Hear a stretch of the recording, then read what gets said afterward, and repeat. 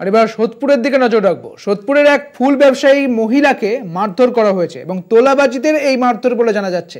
সোদপুরে এক ফুল ব্যবসায়ী মহিলাকে তোলাবাজিদের মারধর।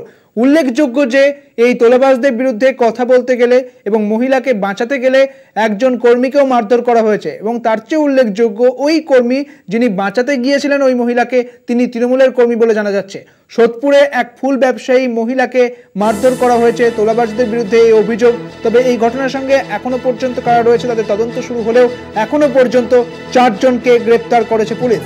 প্রতিবাদ করলে তৃণমূল কর্মীকে রাস্তায় ফেলে মারধর করা হয়েছে। একদিকে ওই ফুল ব্যবসায়ী মহিলাকে যেমন মারধর করা হয়েছে, ওই তাকে বাঁচাতে গেলে আরও একজন ব্যক্তিকে মারধর করা হয়েছে। উল্লেখযোগ্যভাবে ওই ব্যক্তি একজন তৃণমূলের কর্মী। ঘটনায় 4 জন দুষ্কৃতীকে গ্রেপ্তার করেছে খড়দহ থানার পুলিশ এবং বাকিদের উদ্দেশ্যে এখনো পর্যন্ত খোঁজ খবর শুরু হয়েছে, তদন্ত শুরু করেছে খড়দহ থানার পুলিশ।